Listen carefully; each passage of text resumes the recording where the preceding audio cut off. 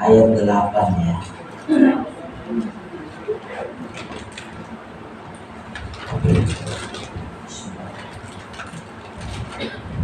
Assalamualaikum warahmatullahi wabarakatuh. Waalaikumsalam warahmatullahi wabarakatuh. Alhamdulillah wa syukrulillah ala ni'matillah, la hawla wa la quwwata illa billah, amma ba'd. Faqad qala Allah subhanahu wa ta'ala fil Qur'anil Karim, a'udzu billahi minasy syaithanir rajim. Bismillahirrahmanirrahim.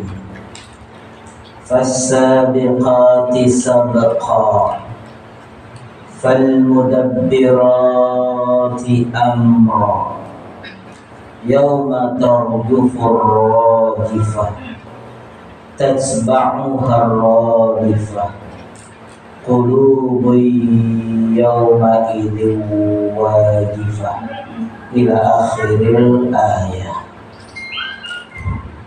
Ibu-ibu yang dirahmati oleh Allah Subhanahu wa taala, alhamdulillah di pagi hari ini dengan izin Allah Subhanahu wa taala kita bisa hadir di majelis yang mulia ini, majelis di mana nama-nama Allah Subhanahu wa taala kita sebut dan kita ingat, majelis di mana setiap ajaran-ajaran Allah Subhanahu wa taala berupaya kita pahami, majelis di mana kita senantiasa berzikir kepada Allah Subhanahu wa taala. Semoga kehadiran kita ke majelis ini mendapatkan rahmat dari Allah Subhanahu wa taala dan mendapatkan maghfirah serta inayah dari Allah Subhanahu wa taala, dan semoga kita semua istiqomah di jalan Allah Subhanahu wa taala. Amin ya rabbal alamin. Salawat serta salam kepada Rasulullah sallallahu alaihi wasallam. Beliaulah tauladan bagi kita, contoh bagi kita, maka sepatutnya kita mengikuti apa yang diajarkan oleh Rasulullah sallallahu alaihi wasallam. Sepatutnya kita berupaya untuk menyebarkan apa yang diajarkan oleh Rasulullah sallallahu alaihi wasallam, dan sepatutnya kita senantiasa bersalawat kepada beliau dengan harapan kita mendapatkan syafaat dari Rasulullah sallallahu alaihi wasallam dan kita dipertemukan kembali di dalam jannahnya Allah Subhanahu wa taala kelak. Amin ya rabbal alamin. Yang sama-sama kita hormati para pengurus Yayasan Sahabat Quran yang telah istiqomah menjalani yayasan ini dengan mengajarkan kepada kita tentang bagaimana membaca Al-Quran dengan baik dan benar, dan mengajarkan kepada kita bagaimana memahami Al-Quran dengan baik dan benar, sehingga mudah-mudahan yayasan ini dan seluruh pengurusnya mendapatkan kemudahan dari Allah Subhanahu wa taala. Begitu juga para panitia yang hari ini yang dengan semangat mengajak dan memimpin acara sehingga kita sampai pada titik ini masih tetap semangat dalam menuntut ilmu. Semuanya saja para ustazah, para hajah, ibu-ibu yang dicintai oleh Allah Subhanahu wa taala, ikhwati fillah, semoga kita tetap diberikan kesempatan oleh Allah Subhanahu wa taala untuk beramal soleh dan beramal jariah. Dan semuanya saja mudah-mudahan kita menjadi pecinta Al-Quran dan hidup bersama dengan Al-Quran sehingga kita mendapatkan syafaat Al-Quran nanti di yaumul qiyamah. Amin ya rabbal alamin. Ibu-ibu yang dirahmati oleh Allah, hari ini kita melanjutkan salah satu dari pembahasan yang ditugaskan oleh Allah Subhanahu wa taala kepada malaikat. Jadi kalau kita bicara tentang tema besar ya Bu ya, dari surat An-Naba, An-Nazi'at, Abasa, At-Takwir, itu semuanya bicara tentang ahwal kiamah. Semuanya bicara tentang hari kiamat. Cuma bedanya pada penekanannya atau pada pendekatannya. Kalau dalam surat An-Naba itu pendekatannya kekuasaan Allah dari alam. Jadi Allah ciptakan langit, bumi, manusia, tidur, ya, siang, malam, itu disebutkan dalam surat An-Naba. Alam naj'alil arda mihada wal jibala awtada wa khalaqnakum azwaja wa banayna fawqakum sab'an shidada. Itu semua tentang alam yang Allah ciptakan. Nah, cara untuk mengenalkan tentang hari kiamat yang kedua, Allah Subhanahu wa taala mengenalkan kepada kita tentang petugas-petugas. Siapa petugas-petugasnya? Petugas-petugas yang selama ini menjalani apa yang Allah Subhanahu wa taala perintahkan, yaitu para malaikat. Dan kemarin kita sudah membahas setidaknya ada 3 pembahasan malaikat. Yang pertama, mencabut nyawa orang-orang yang kufur kepada Allah dengan sangat kerasnya. Tugas yang kedua, malaikat yang ditugaskan untuk mencabut nyawa orang-orang yang beriman kepada Allah dengan sangat lembutnya. Dan yang ketiga, Allah Subhanahu wa taala menjelaskan tentang malaikat-malaikat yang turun dari langit dengan kecepatan yang tinggi untuk melaksanakan perintah Allah. Ya, wasabihati sabha. Kalimat sabaha itu sebenarnya kalau kita lihat dalam kehidupan kita sehari-hari, kebanyakan sabaha itu kalimatnya kepada kolam ataupun ikan-ikan yang berenang di dalam air. Itu sabaha. Makanya kalau kita menyebutnya birkatus sibahah, artinya kolam renang. Ya. Jadi kalau kita punya kunas sibahah, di sini kolam renang. Kalau di dalam bahasa Arab. Tapi untuk malaikat disebutkan sibahah ini bukan berarti beliau berenang di air, tapi beliau ini melintasi dari alam yang sangat tinggi sampai ke alam kehidupan manusia itu dengan kecepatan yang sangat tinggi. Maka Allah menyampaikannya dengan wasabihati sabha, demi malaikat yang turun dari langit dengan kecepatan yang sangat tinggi. Jadi Ibu rahimahullah, bagi kita sebenarnya ketika mendengar ayat ini itu yakin bahwa malaikat itu ketika diperintahkan oleh Allah waktunya melebihi daripada waktunya kita. Ya, seandainya ini ada kue ini ya, saya jatuhkan, kemudian ada malaikat yang turun dari langit ke bumi. Sebelum kue ini jatuh ke lantai, malaikat itu sudah sampai. Kecepatannya sangat tinggi. Makanya kehidupan kita ini kadang-kadang kalau kita banyak berdoa dan berzikir, banyak yang Allah selamatkan. Harusnya kita contohnya masuk ke sungai, tiba-tiba tidak jadi.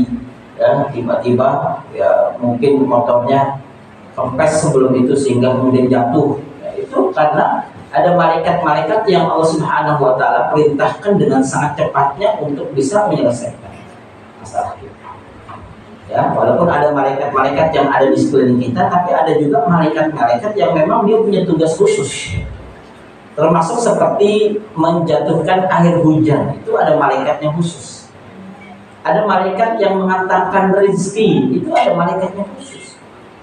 Jadi malaikat-malaikat itu bukan nungguin kita kemudian ngasih rezeki, ya, datang di rumah itu. Itu ketika diperintahkan mereka masih di atas, tapi untuk mendatanginya mereka tidak pernah terlambat. Ini menggambarkan bahwa kalau Allah punya malaikat-malaikat yang sedemikian rupa taatnya dan punya kecepatan yang sangat tinggi, kemudian Allah bicara tentang kematian dan hari kiamat, kenapa manusia sampai hari ini masih banyak yang tidak percaya? Padahal petugas Allah cekatan dan cepat. Ya, jadi jangan sampai kita merasa bahwa diri kita nyaman-nyaman saja.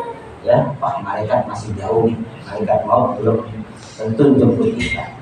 Ya, kadang-kadang kita juga ada di antara kita memang yang sudah mendeteksi perasaannya dengan firasatnya beberapa puluh hari sebelum wafatnya dia.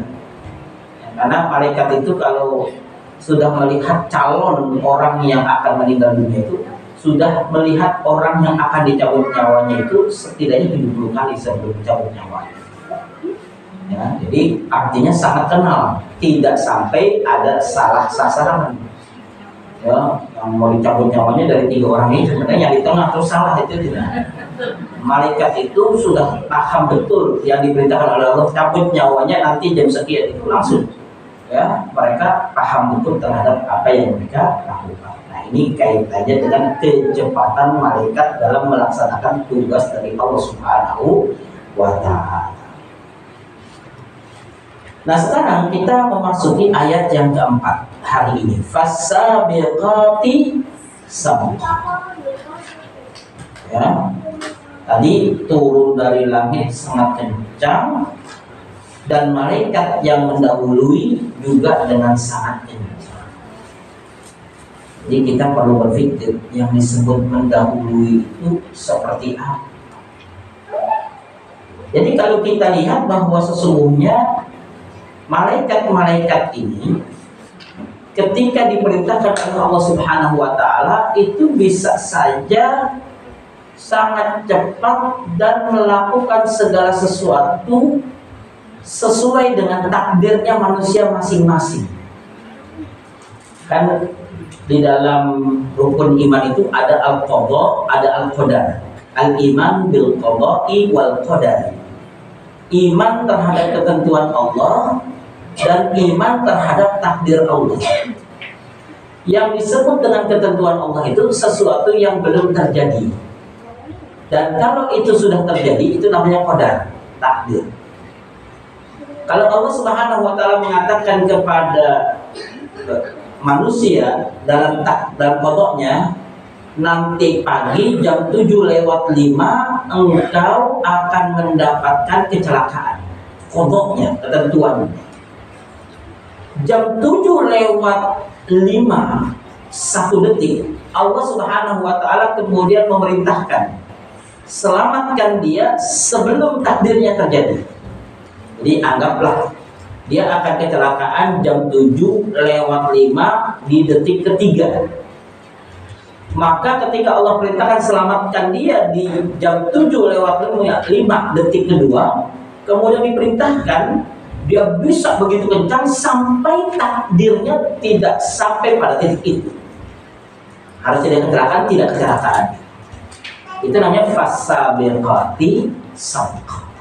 Mudabbirati. Maaf ya, fassabiqati sabqa. Jadi kalimatnya sabaqah. Kalau kita kan kenal sabaqah itu musabaqah tilawatil Quran.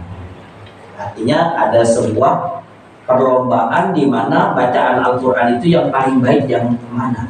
Namanya musabaqah. Nah, malaikat fassabiqat ini, malaikat selalu memiliki kecepatan daripada kecepatan siapapun di muka bumi. Makanya tadi saya katakan bahwa kalau memang takdirnya harus terjadi, terjadi. Kalau memang Allah katakan jangan sampai takdirnya itu terjadi, tidak terjadi. Berarti kan takdirnya orang itu selamat atau takdirnya orang itu jatuh. Atau sebaliknya, ada orang begitu hebatnya bawa motor, ya, dalam kacamata manusia orang ini akan selamat karena dia sudah ahli sekali. Tapi kata Allah, wahai malaikat, jatuhkan dia. Sehebat apapun dia sudah membawa, tiba-tiba dia jatuh. Kenapa? Karena takdir Allah, ketentuan Allah itu selalu terjadi tepat waktunya, dan itu ada malaikat yang begitu cepat sampai bisa mengejar takdir yang tinggal beberapa saat lagi. Jadi jangan heran kalau di dalam kehidupan kita ini kita menemukan ada orang yang hancur di tengah kekuasaannya. Salah satunya seperti Fir'aun. Fir'aun itu begitu semangatnya ingin membunuh Nabi Musa dengan Bani Israel, sampai kemudian dia lihat ada dataran di tengah lautan, begitu bernafsunya dia kejar Nabi Musa di tengah lautan, kemudian Allah mengembalikan air laut seperti sedia kala dan Fir'aun dan seluruh tentaranya dihancurkan oleh Allah. Kejadian itu fassabiqati sabqa, kecepatan malaikat dalam melaksanakan tugasnya sehingga tidak menjadikan Fir'aun sampai ke dalam tepian pantai yang selanjutnya, kecuali mereka semuanya tenggelam. Fasabiqati. Kan kalau kita lihat dalam kasus ini, jadi yang ikut Nabi Musa itu kan sekitar 250.000 orang, 250.000 orang dari Bani Israel yang diselamatkan oleh Nabi Musa menuju ke sebuah pulau atau negeri yang dijanjikan. Di tengah-tengah jalan ternyata di pinggir pantai tidak ada jembatan, tidak ada perahu, tidak ada. Orang Bani Israel mulai mencaci maki Nabi Musa. Wahai Musa, kamu itu hanya membawa kepada kematian kami. Ini kalau Fir'aun ngejar kita, sesungguhnya kita akan mati semua. Dalam bahasa Al-Qurannya, inna lamudrakun, semua dari kita yang pasti mati. Baru saja orang itu bilang begitu, ternyata ada kepulan debu yang begitu besar, karena ternyata Fir'aun betul mengejar mereka sampai ke pantai.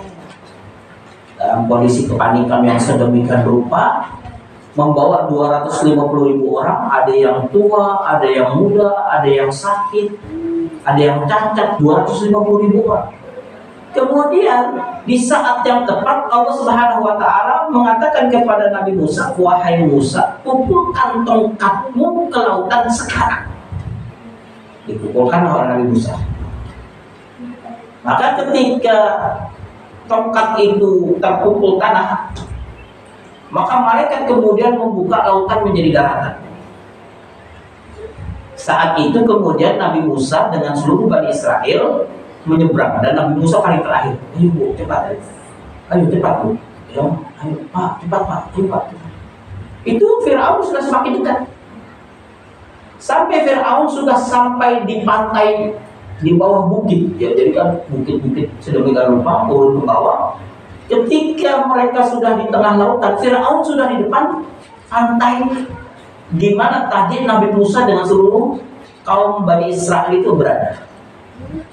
Ketika kemudian masih banyak orang-orang Bani Israel di ujung pantai yang sebelah sana, Nabi Musa berada di tengah sendirian. Setelah ayo silakan semua berangkat, Fir'aun sudah di depan sana. Ketika Fir'aun sudah di depan pantai melihat bagaimana mereka sedang menyeberang, maka Nabi Musa mengetukkan pintunya, mengatakan tongkat. Kata Allah, tinggalkan wahai Musa, itu urusanku. Ya, kenapa? Karena Nabi Musa khawatir kalau Fir'aun terlambat sedikit dihambat, itu bisa terkejar mereka. Maka Nabi Musa memberanikan diri menghadangnya.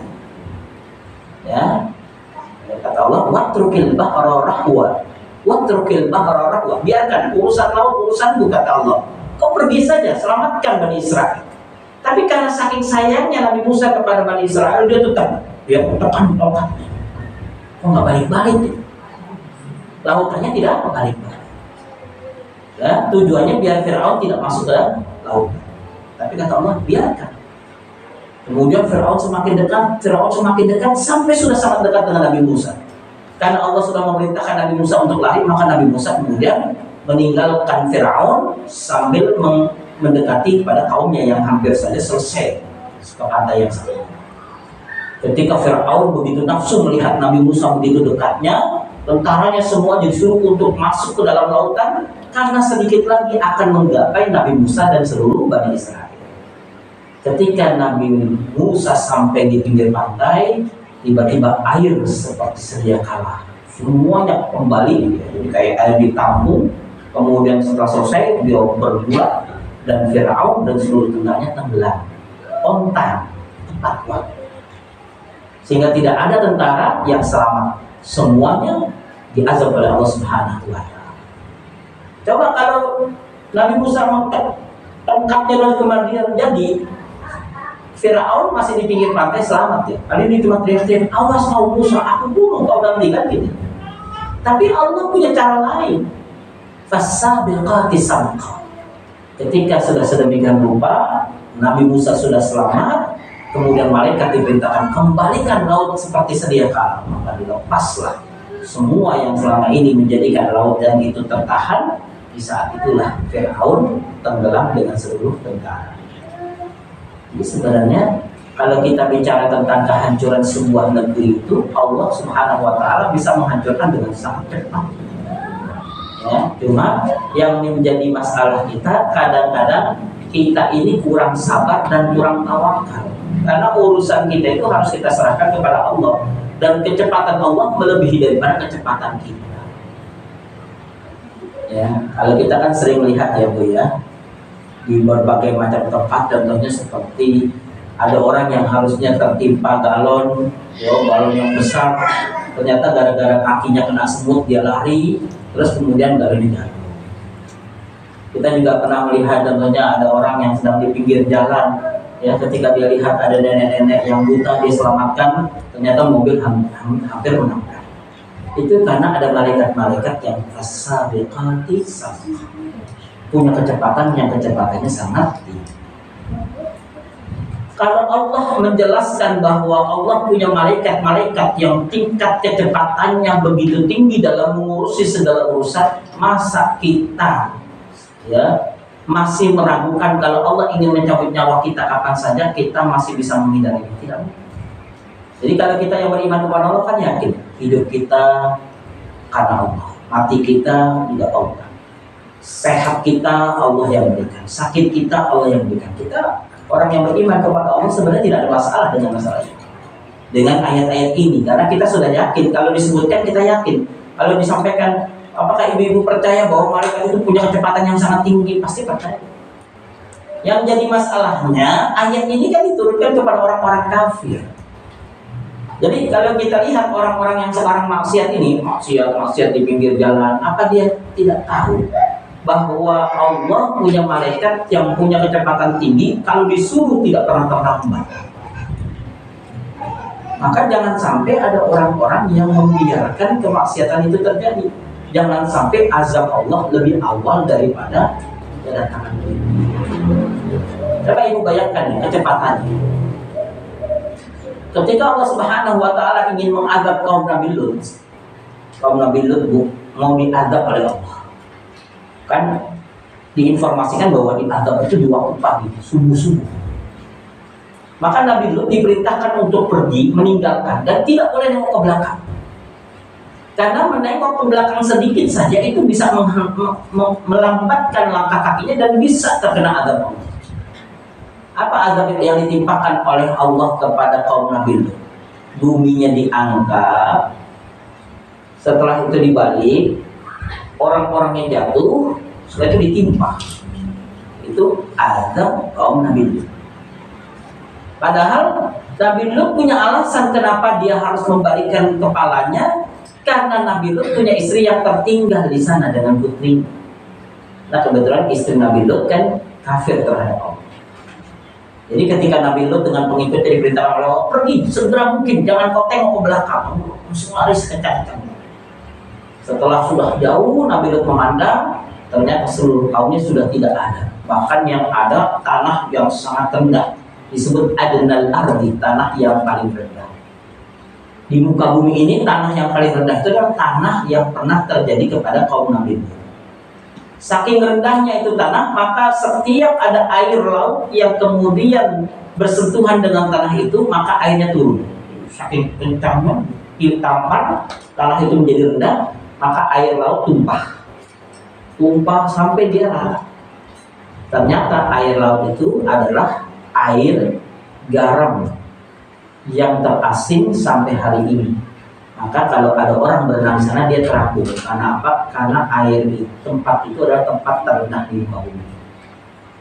Dan di bawah lautan itu ribuan orang kaum Nabi Lut yang dihancurkan oleh Allah. Jadi ini menggambarkan kepada kita tentang kecepatan. Kecepatan ketika Allah Subhanahu wa Ta'ala menghancurkan seseorang. Atau kalau tidak, kita pernah mendengar kaum Nabi Soleh. Kaum Nabi Soleh itu diadab oleh Allah Subhanahu wa Ta'ala dengan apa? Ya, dengan suara yang memekik musbihin di waktu pagi. Yang sedang pergi ke pasar, yang sedang nyapu, yang sedang santai, yang sedang ngopi, semuanya meninggal dalam satu waktu bersamaan. Kenapa itu bisa terjadi? Fasabiqati sabqa, karena kecepatan dari malaikat itu untuk melaksanakan tugas-tugas dari Allah itu tidak lagi diragukan dan tidak lagi tertahan. Maka kalau Allah Subhanahu wa taala ingin mendatangkan adab bagi siapapun, bagi Allah sangat mudah. Kalau kita lihat contohnya saudara kita yang dulu di tsunami Aceh, kan tidak pernah menyangka. Ada yang kerja di kantor, ada yang di perjalanan. Ya, ketika terjadi sedemikian rupa Allah Subhanahu wa taala melepaskan. Yang jelas kejadian itu ada malaikat-malaikat yang melakukan tugasnya dengan sangat cepat. Apalagi kalau kita dengar tentang gempa yang ada di Maluku, di Palu. Di Palu itu zigzag dia. Tanahnya itu goyang. Jadi orang itu kayak kalau dalam bahasa Al-Qur'an itu mahun, orang bingung. Jadi dia berdiri tidak pernah bisa stabil. Karena bumi itu digoncang sedemikian rupa kayak mesin. Ya, siapa yang menggerakkan tanah seperti itu? Fasabiqati sabqa, malaikat-malaikat yang punya kecepatan yang sangat tinggi melaksanakan tugasnya sebaik mungkin karena melaksanakan tugas dari Allah Subhanahu wa taala. Ya, makanya kalau kita lihat orang-orang yang taat kepada Allah Subhanahu wa taala adalah orang-orang yang senantiasa segera dalam berbuat kebaikan. Ya, kalau kita menyebutnya wasari'una, ya, wasari'u ila magfiratin min rabbihim, atau ulaika yusari'una fil khairat wa hum laha sabiqun. Ya, jadi orang-orang beriman itulah orang-orang yang memiliki kecepatan dalam beriman kepada Allah Subhanahu wa taala. Ayat yang selanjutnya, fal mudabbirati amra, ayat yang kelima ini ya. Dan malaikat yang mengatur urusan-urusan. Yang dimaksud urusan ini adalah urusan duniawi kita. Jadi di dunia malaikat ini ada yang bertugas mengurusi urusan duniawi kita. Jadi berapa sifat bu malaikat yang sudah kita bahas? Sudah 4, ini yang kelima. Yang pertama mencabut nyawa dengan keras, yang kedua mencabut nyawa orang mukmin dengan lembut, yang ketiga memiliki kecepatan yang sangat tinggi, yang keempat ya juga melaksanakan tugas dengan sangat cepat. Sekarang yang kelima, yang memiliki urusan-urusan yang mengatur urusan dunia. Fal mudabbirati amra.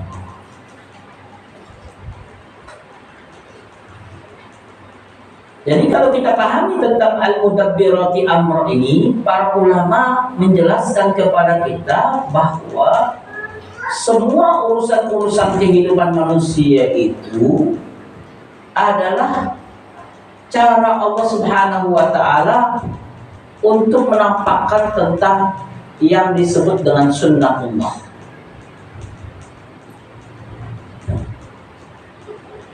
Yang namanya air itu turun ke bawah. Yang namanya sungai itu mengalir ke bawah. Setiap aliran-aliran sungai masuk ke dalam lini-lini kehidupan manusia, itu ada malaikat yang mengaturnya. Jadi kalau ibu-ibu rahimahumullah perhatikan ya, air-air yang mengalir itu ada yang diminum oleh binatang. Air-air yang mengalir itu bisa menghidupi tumbuh-tumbuhan. Air-air yang kemudian mengalir itu bisa dipakai untuk mencuci pakaian, untuk mandi. Nah, keberadaan air-air itu sumbernya adalah dari mata air. Jadi kalau Sungai Ciliwung, mata airnya di mana, Bu? Ya, di Gunung Pangrango ya. Jadi dari Gunung Pangrango itu ada mata air besar, kemudian setelah itu mengalir sampai ke sini. Dan mata airnya itu jernih dan biasanya diminum. Makanya kenapa pabrik-pabrik besar air itu selalu membuka ya gelangan-gelangan besar untuk mereka jadikan minuman kita itu di atas gunung-gunung yang ada. Ya, jadi contohnya air mineral ini berasal dari Gunung Salak. Air mineral ini berasal dari Gunung Gede gitu ya. itu tempat di mana mata airnya keluar begitu dahsyatnya.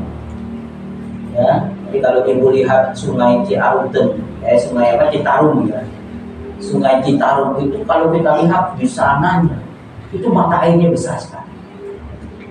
Nah artinya apa ibu rahimahumullah? Mata air itu yang mengalir sedemikian rupa untuk memenuhi kebutuhan manusia, Allah perintahkan malaikat-malaikat untuk mengurusnya. Wahai malaikat, kau urus mata air ini, arahkan ke. Wahai malaikat, kau bertugas untuk menurunkan hujan, agar nanti akan menjadi air-air yang dinikmati oleh orang-orang yang tidak dilintasi oleh sungai-sungai. Wahai malaikat, kau bertugas untuk bagaimana menghembuskan angin, sehingga angin-angin itu bisa mengantarkan air-air jauh sampai ke pedalaman. Jadi semua ini ada malaikatnya. Malaikat-malaikat yang melaksanakan tugas-tugas Allah ini namanya fal-mudabbirat, malaikat-malaikat yang ngurus urusan dunia. Jadi Allah ingin menjelaskan kepada kita dalam kehidupan kita urusan duniawi pun masih diatur oleh malaikat-malaikat Allah. Kalau orang yang beriman kepada Allah langsung klik, oh benar. Ya, buktinya apa Bu? Buktinya makanan kita. Nih saya mau tanya nih Bu. Ini apa namanya?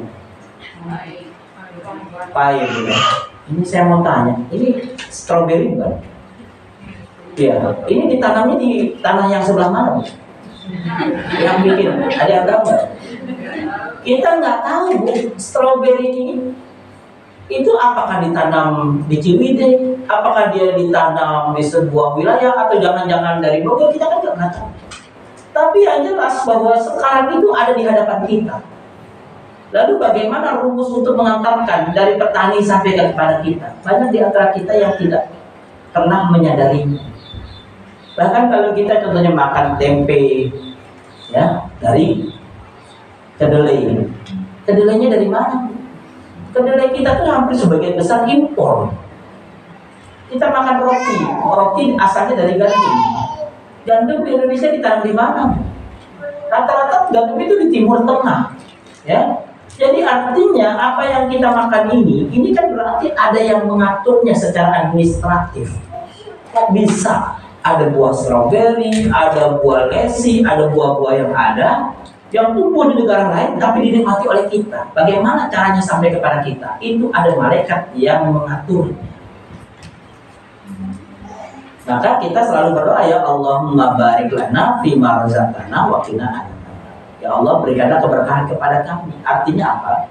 Yang nanam, yang nganter, yang jual, yang beli, yang bikin, semuanya dapat keberkahan. Itu doa kita. Karena saking tidak tahunya kita, siapa yang mengelola. Jadi ini menggambarkan kepada kita, ibu rahmatullah, urusan-urusan di dunia ini yang sampai kepada kita itu hanya Allah lah yang bisa mengaturnya. Dan Allah Subhanahu wa Ta'ala telah memerintahkan malaikat-malaikat yang sigap untuk mengatur urusan dunia, termasuk turunnya hujan, kemudian awan itu terbang ke sana, awan terbang ke sini, jam berapa hujan itu akan turun, berapa kapasitas air yang akan diturunkan, semuanya Allah yang memerintahkan kepada para malaikat, dan malaikat mengerjakan seluruh urusan. Malaikat-malaikat yang mengerjakan seluruh urusan yang sifatnya seperti ini namanya al-mudabbirati amra. Malaikat-malaikat yang mengurus urusan dunia.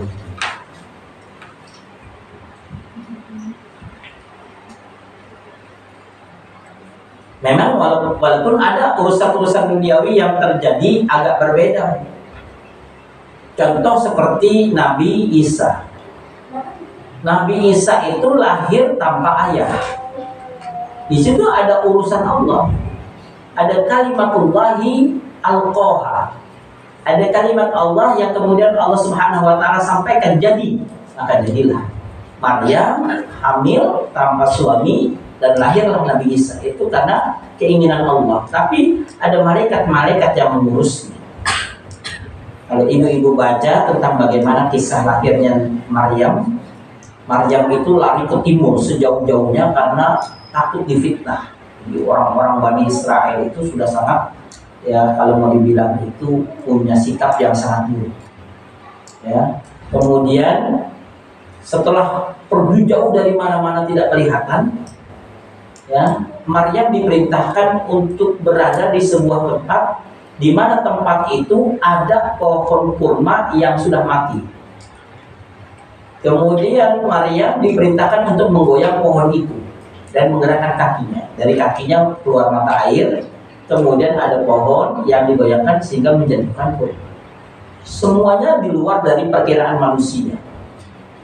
Maryam bisa melahirkan seorang diri dan ada malaikat yang mengarahkannya. Malaikat itu namanya mudabbirati amra, yang mengurus urusan manusia. Bahkan ketika Maryam 3 hari 3 malam puasa dan kemudian setelah itu dia pingsan, ya, hari pertama puasa mau buka, ada orang minta, ya Maryam, anti imra'ah salihah, hablana, ya, al-khubza, ya, berikanlah hadiah roti itu untuk kami, kata Maryam. Ya, kalau zaman dulu kan puasanya begitu ya, cuma waktu maghrib dan isya untuk waktu berbuka puasa dan sahurnya.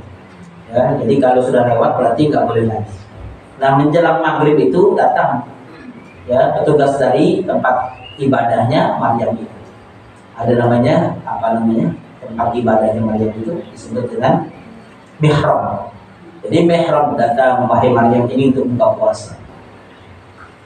Menjelang buka puasa datang, orang-orang miskin datang kepada Maryam, wahai Maryam berikan kepada Maryam ini. Hari kedua sudah tidak buka, sudah tidak sahur, datang lagi roti. Pas mau dimakan, kata mereka, wahai Maryam untuk aku saja. Kata Maryam berikan. Tidak buka, sudah 2 hari 2 malam. Hari ketiga Maryam kemudian didatangi lagi. Ada lagi orang yang minta. Memang kadang-kadang kalau orang soleh dan soleha itu suka didatangi orang, ya. Sudah tahu orang itu menderita, tapi tetap saja, dia kan biasa menderita, kan dia orang soleh. Kalau kita mah orang biasa, gitu. Kadang-kadang kita lihat ada orang yang sengaja gitu ya. Kita contohnya punya uang pas-pasan beli buka buat takjil, tiba-tiba buat takjilnya kita kasih, kita sendiri sampai ke rumah nggak ada yang kita pakai buat berbuka, tapi karena kita ini karena terjadi juga. Nah, itu Maryam juga terjadi. Akhirnya hari ketiga tidak buka, tidak sahur, Maryam pingsan. Ketika pingsan, Maryam dalam kondisi yang sangat lapar sekali. Nah, bangun dari pingsannya karena hanya sendiri di mihrab itu, bangun dari mihrabnya, dari pingsannya, dilihat di atas meja, kok ada makanan. Maryam tidak mau memakannya, kata malaikat, makanlah wahai Maryam. Dimakanlah oleh Maryam. Ya, sampai memenuhi kebutuhan tenaganya. Ketika Maryam sedang memakan dan sudah selesai mau ibadah lagi, datanglah Nabi Zakaria. Ya Maryam, anna laki hadza. Wahai Maryam, dari mana ini datang makanan yang kayak gini? Ini nggak ada makanan di sini. Ya, kata Maryam, minallah. Nabi Zakaria bilang pagi ini makanan nggak ada saat ini karena bukan musimnya dan itu tidak ada di daerah itu. Tapi dengan mudahnya Maryam ada di meja.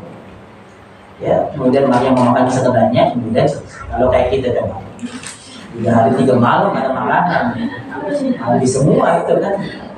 Maryam tidak.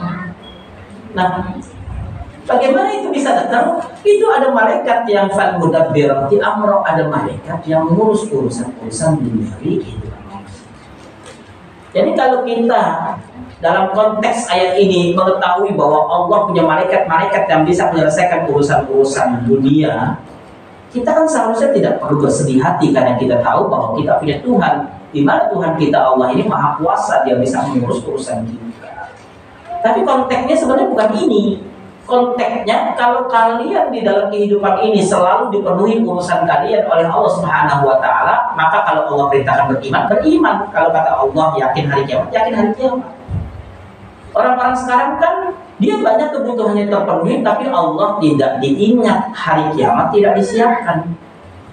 Ya, generasi strawberry kan, generasi Z itu kan. Ya, coba kalau kita lihat ya, makan mau semangat, dibeliin kuota, wah lebih semangat lagi. Main gamenya nggak selesai-selesai. Tapi kalau disuruh sholat, malasnya nggak betul. Jadi artinya bahwa dia tahu bahwa urusannya itu banyak yang bisa dia dapatkan, tapi dia tidak tahu bahwa Di balik urusan yang dia dapatkan itu ada kekuasaan Allah yang mengaturnya dan dia tidak mengakui tentang kekuasaan Allah. Dan sangat. Dia tidur tinggal tidur, makan tinggal makan, ya. Kemudian dia capek dia jalan-jalan, ya. Dan JJS jalan-jalan sore, nyari angin, gitu kan. Ya, ketika dia lagi jalan-jalan sore, terdengar suara azan masih jalan-jalan sore, ya. Kemudian terdengar suara isya, harusnya dia sholat, dia tetap jalan-jalan santai, ya. Kenapa? Dia bisa menikmati alam, dia bisa menikmati apa yang dia inginkan, dan Allah ada mengaturnya, tapi dia kadang-kadang lupa terhadap Allah. Maka ini yang harus jadi pelajaran bagi kita, ibu-ibu rahimahumullah. Kalau Allah sudah menyampaikan bahwa Allah punya malaikat yang modelnya seperti ini, seperti ini, seperti ini, seperti ini, dan itu tanda kekuasaan Allah, dan Allah ingin menjadikan kehidupan dunia ini berakhir berganti dengan hari akhirat, maka persiapkan akhirat kalian, ikuti apa yang Allah sampaikan. Ya, jadi jangan sampai kita termasuk penikmat fasilitas dari Allah, tapi lupa terhadap apa yang Allah perintahkan kepada kita. Ada nggak kira-kira orang yang modelnya seperti ini? Ya orang kafir, mobilnya maunya yang nggak mau pakai bergerak, Cint bergerak sendiri pintunya, ya. Cint sedikit kursinya turun ke bawah, karena ada kan yang Alphard modelnya gitu, ya. Sampai di bawah kemudian sudah ditunggu mobil golf, dia tinggal jalan, ya. Sampai di sana turun langsung depan meja makan, dia langsung makan. Kenikmatan Allah dia dapatkan sedemikian rupa, tapi akhirat terlupakan, betul-betul lupa. Ini kan berarti dia itu hidup dengan mudabbiratnya Allah, di para malaikatnya Allah, tapi dia sangat lupa kepada Allah Subhanahu wa Ta'ala. Maka kita jangan sampai seperti itu. Kenapa? Karena Allah Subhanahu wa Ta'ala telah memberikan fasilitas kepada kita dengan malaikat-malaikat itu, sedangkan kita jangan sampai melupakan Allah Subhanahu wa Ta'ala dengan segala sesuatu. Artinya apa, Bu? Artinya kenikmatan yang kita miliki ini karena perintah Allah untuk sampai kepada kita. Kita sehat, itu Allah perintahkan malaikat untuk memberikan kesehatan kepada kita. Karena kalau kita hitung-hitung, mohon maaf, kita ini kadang-kadang kalau dilihat dari kebiasaan kita harus sudah sakit, Bu. Kebiasaan ibu ngemil, makanya gorengan, ya, minyaknya sekilo 2 kilo kadang-kadang, ya, minum esnya itu dingin, kemudian dari ekstrak yang ada, ya. Sebenarnya kalau kita lihat yang ditumpukan ke dalam tubuh kita itu kan banyak sekali hal-hal yang menjadi penyakit. Tapi ketika kita sembuh, berarti kan ada malaikat-malaikat yang tetap menjadikan tubuh kita ini kuat. Belum lagi di dalam tubuh kita ini, Bu, kan kita punya sel-sel yang sedemikian rupa. Yang kenapa kita harus makan pakai tangan kanan? Kenapa kemudian kita mau bersih-bersih pakai tangan kiri? Karena di tangan kiri kita ini kan ada enzim yang bisa menghancurkan bakteri-bakteri. Jadi kalau kita membersihkan semua itu dengan tangan kiri kita, bakteri itu mati. Sedangkan tangan kanan kita itu dia punya kekuatan yang bisa menghancurkan bakteri, sehingga ketika kita makan itu kita mendapatkan makanan yang bersih dan sebagainya. Nah ini kalau kita lihat ada malaikat yang mengatur. Makanya saya sempat berpikir juga, Bu, ya, kenapa kadang-kadang kalau kita lihat orang-orang sekarang itu sistem kesehatannya itu cukup paliatif.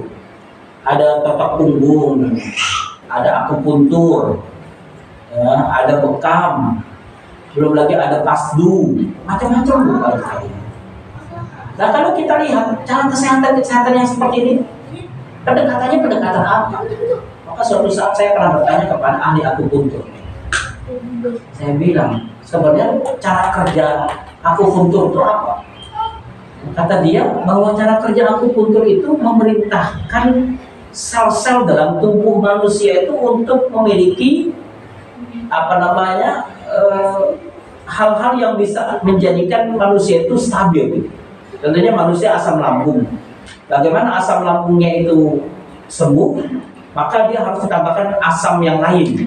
Maka dia pencet asam itu datang seperti tentara masuk ke dalam tubuh manusia, sehingga kemudian asam lambungnya menjadi sembuh. Saya cuma bertanya bagaimana cara kerjanya. Cara kerjanya sederhana.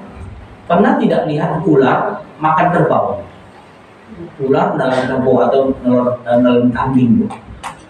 Ketika ular itu kemudian memakan seekor kambing, itu kan perut ularnya besar sekali. Tapi dipastikan kan susah untuk mengunyahnya. Maka di dalam lambung itu ada sel-sel dari asam, ya, yang kemudian mengenai kambing itu yang dimakan. Maka dengan asam itu semua yang keras menjadi lunak. Ketika lunak baru dia bisa dicerna. Nah, siapa yang mengirimkan asam-asam yang ada di dalam perut dari binatang-binatang itu? Jelas Allah, karena punya malaikat-malaikat yang bisa mengurusi urusan makhluk-makhluknya. Maka kadang-kadang kalau kita berpikir, kenapa ada manusia yang sebenarnya secara kalau secara umum dia harusnya kelihatannya sakit, tapi dia sehat-sehat saja? Karena mungkin dia punya imunitas, ya. Jadi dia punya imunitas dalam dirinya, di mana setiap ada penyakit datang diserang mati, ada penyakit datang diserang, sehingga orang itu sehat. Tapi yang menjadi masalahnya, siapa yang menanamkan imunitasnya kepada manusia? Ya, kadang-kadang kalau kita lihat teman kita, ada yang makannya gula, semua nggak kena diabetes. Nah, kita baru sekali minum, tiba-tiba udah kena diabetes. Kan berarti di dalam kehidupan kita ini ada yang mengatur bagaimana kadar gula itu di dalam diri manusia. Makanya kalau kita berusaha untuk memahami konteks ini, kita harus meyakini bahwa kekuasaan Allah begitu besarnya di dalam kehidupan kita. Kita lanjutkan dari ayat yang ke-6 ya. Ayat yang ke-6 atau ke-7? Yang ke-6. Yauma tarjufur radifah. Nah, yang ini sudah mulai masuk ke dalam pembahasan hari kiamat. Jadi berarti ada berapa Bu tugas-tugas malaikat? Ada 5 ya Bu ya. Pertama, mencabut nyawa orang-orang kafir dengan sangat kerasnya. Yang kedua, mencabut nyawa orang-orang mukmin dengan sangat lembutnya. Yang ketiga, turun dari langit dengan kecepatan yang sangat tinggi. Yang keempat, melaksanakan tugas-tugasnya dengan sangat kencang dan cepat. Yang kelima, mengurusi urusan-urusan kehidupan dunia dari alam ini. Itu 5 tugas malaikat yang setiap malaikat melaksanakan tugasnya sampai hari kiamat nanti, dari sejak dunia ini diciptakan. Jadi dari sejak dunia diciptakan sampai hari ini malaikatnya ya sama. Malaikat yang menurut yang Allah Subhanahu wa taala turunkan wahyu yaitu malaikat Jibril. Dari sejak zaman Nabi Adam sampai Nabi Muhammad SAW yang menemani para nabi dan rasul siapa? Malaikat Jibril. Jadi kalau kita lihat malaikat-malaikat itu khidmahnya kepada Allah sepanjang masa sampai Allah mematikan mereka.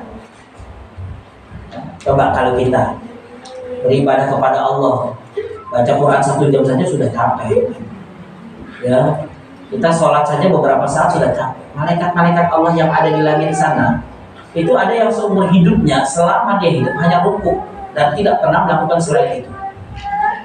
Ada malaikat yang hanya sujud dan tidak melakukan selain itu. Jadi saking banyaknya malaikat-malaikat itu, mereka melaksanakan tugas. Nah, bagi mereka yang punya tugas urusannya bolak-balik di urusan duniawi manusia ini, dia tetap dari dulu sampai sekarang melakukan itu, dan tidak pernah ada malaikat yang mengeluh. Ya Allah, saya sudah capek jadi penurun hujan. Ya Allah, saya sudah capek jadi pembagi rezeki. Kan tidak ada. Kenapa? Karena mereka adalah orang-orang yang taat kepada Allah Subhanahu wa taala. Karena mereka malaikat makhluk Allah yang taat kepada Allah Subhanahu wa taala. La ya'sunallaha ma amara. Nah, sedangkan kita ini manusia yang sudah difasilitasi, sudah diberikan begitu banyak urusan, tapi kadang-kadang untuk beribadah kepada Allah saja masih suka bermalas-malasan. Itu salah satu gambaran dari surat An-Nazi'at ayat 5. Sekarang kita akan masuk ke dalam ayat yang ke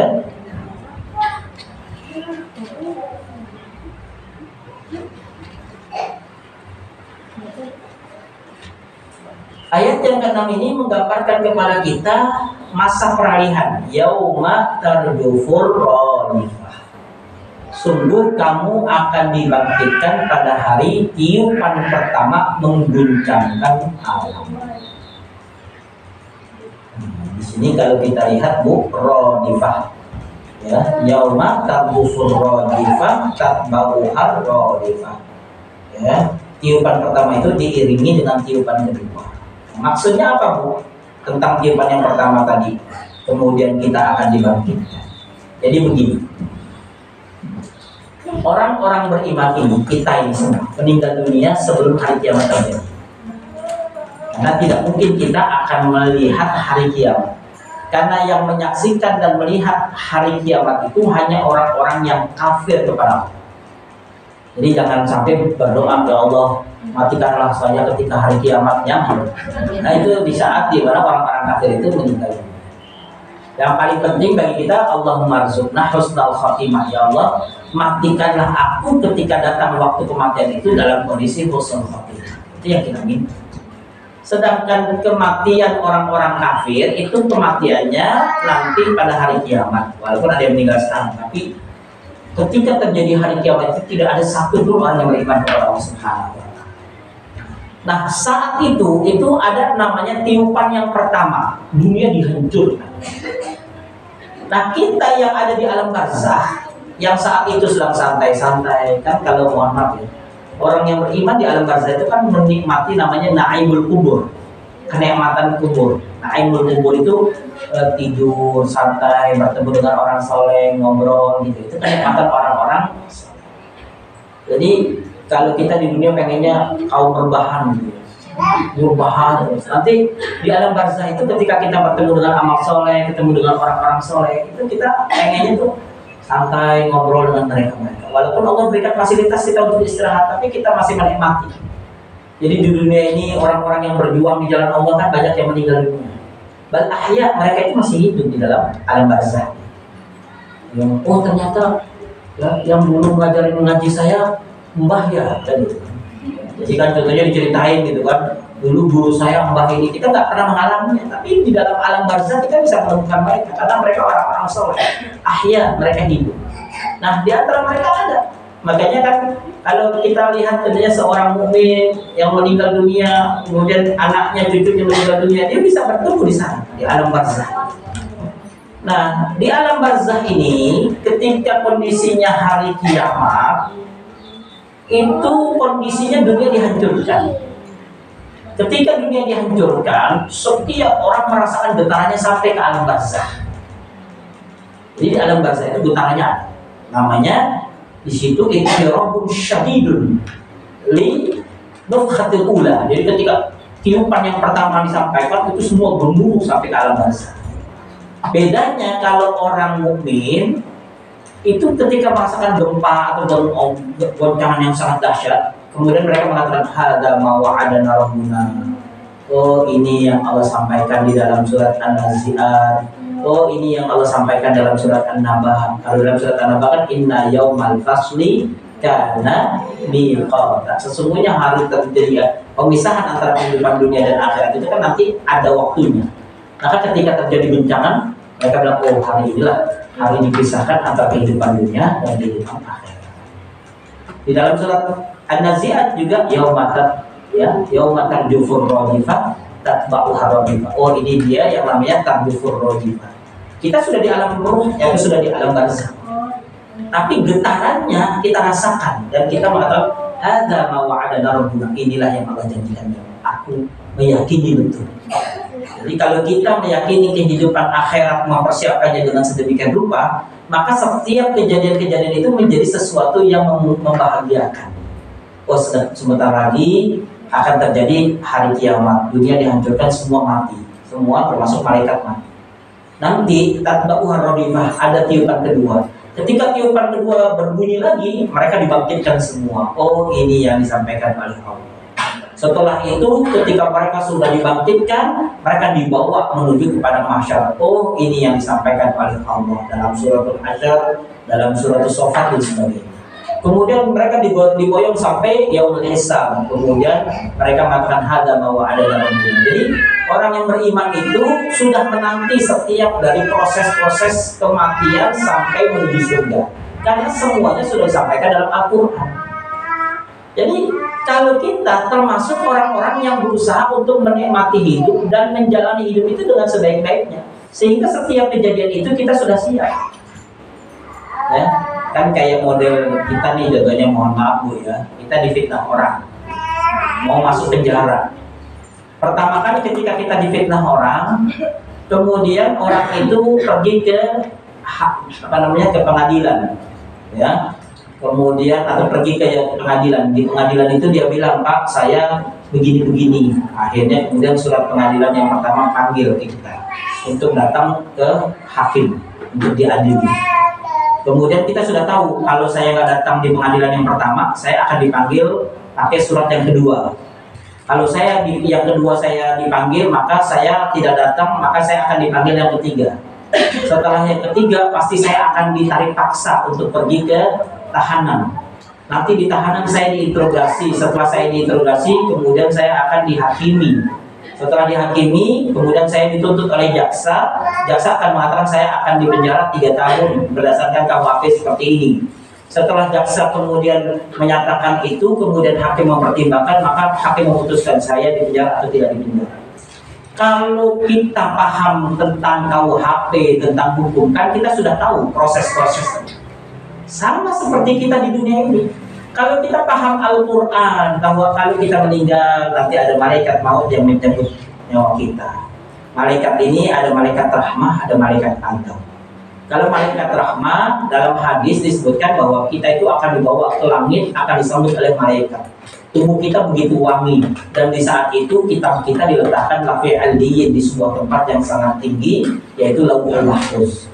Kemudian Allah memerintahkan kita untuk kembali lagi ke dalam alam barzah kita. Di alam barzah itu kita menyaksikan bagaimana keluarga kita menangisi kita dan sebagainya dan sebagainya. Dan setelah itu, kalau kita mau bisa menjawab pertanyaan-pertanyaan, maka kita akan diberikan arish, ya, sebuah tempat tinggal di dalam alam barzah itu dengan tempat yang sangat indah, sehingga kita bisa beristirahat, ditemani dengan amal soleh. Setelah kita menanti begitu lama, kapan datangnya hari kiamat? Ternyata hari kiamat saat itu terjadi. Kita katakan inilah yang Allah sampaikan dalam surat An-Naba, yang Allah sampaikan dalam surat An-Nazi'at. Kemudian terjadi dentuman yang sedemikian rupa, kita katakan inilah akhir dari segalanya dan semuanya mati. Jika ada tiupan, kemudian kita tahu selanjutnya, sampai kemudian kita melihat surganya Allah, sampai kita kemudian mengatakan, terima kasih ya Allah atas apa yang kau telah janjikan dan kau tepati. Itu bagi orang-orang yang mengimani dari setiap perjalanan hidupnya dengan ayat-ayat Allah. Tapi bagi orang yang ingkar kan berbeda, ibu-ibu. Sekarang dia pesta pora, dia nggak anggap bahwa dirinya akan mati, harta yang dimilikinya tidak mungkin akan habis. Ternyata kemudian Allah cabut nyawanya dalam kondisi yang su'ul khotimah. Setelah dia su'ul khotimah, dia diangkat oleh malaikat, dia bilang, ini apa lagi?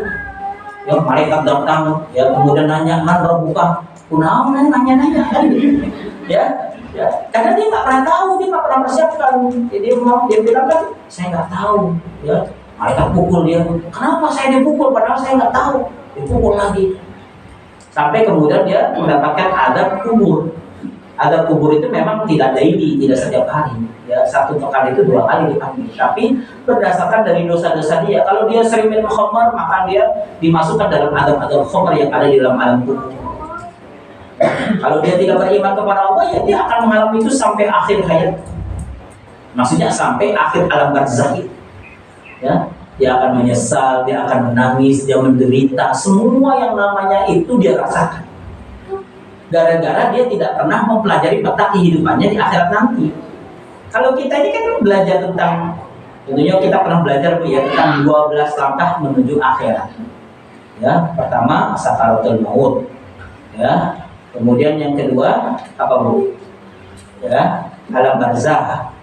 Ya, kemudian yang ketiga su'alul malaikah, ya, ditanya oleh malaikat. Kemudian yang keempat yang kita sebut dengan yaumul qiyamah.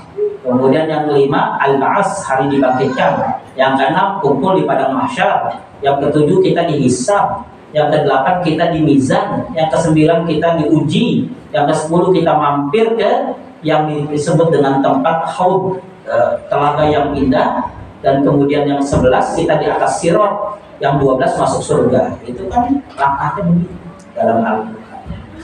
Nah, langkah-langkah itu tinggal kemudian kita persiapkan. Nanti kalau saya di atas sirat, Apa yang ditanyakan di atas sirat itu? Yang ditanyakan setidaknya ada 7: sholatnya, amanahnya, tanggung jawab silaturahimnya, berbakti ke orang tua, kemudian kata-kata kita, sikap kita kepada tetangga, kejujuran kita, itu akan ditanya di sini. Nah, kalau kita sudah tahu langkah-langkah seperti ini, kan berarti kita bikin persiapan-persiapan. Sebenarnya sih saya mau bohong, tapi ingat-ingat tentang di atas sirat jatuh, saya hampir-hampir ntar aja lah saya bohong. Kan gitu. Karena kita tahu akhirat kita itu mau kemana. Jangankan itu, ibu rahmatullah. Pertanyaan 3 yang disampaikan malaikat, saya yakin ibu sudah hafal semua. Tapi kan yang menjadi pertanyaannya, apakah nanti di akhirat, di alam barzah itu kita bisa menjawab pertanyaan? Itu kan yang jawab amal soleh kita, bukan kitanya. Kalau kita ngapalin manrobuka, Allah kan gitu kan? Itu juga kalau nggak ada amal solehnya nggak bisa jawab. Maka yang menjawab itu adalah sholat kita, ibadah kita, zikir kita, bacaan Quran kita, itu yang kemudian menjadi amal soleh kita. Dan kesolehan kita itu yang otomatis menjawab Allahu Rabbi. Ya, man rajulullah bi arsala ilaika Muhammad nabiyyi kan gitu. Jadi jawaban-jawaban itu sebenarnya ibu nggak pakai persiapkan, asal rajin sholat, ibadah, zikir semua pasti bisa jawab. Ya, ada profesor bilang saya nggak pernah sholat, nggak pernah ini, tapi saya punya satu kunci Pak Ustaz. Pokoknya saya akan hafal tuh 3 kali pertanyaan. Man rabbuka wa man nabiyuka wa ma dinuka, itu saya sudah hafal Pak Ustaz. Tetap aja saya bilang Pak Prof nggak bakalan bisa jawab, saya bilang.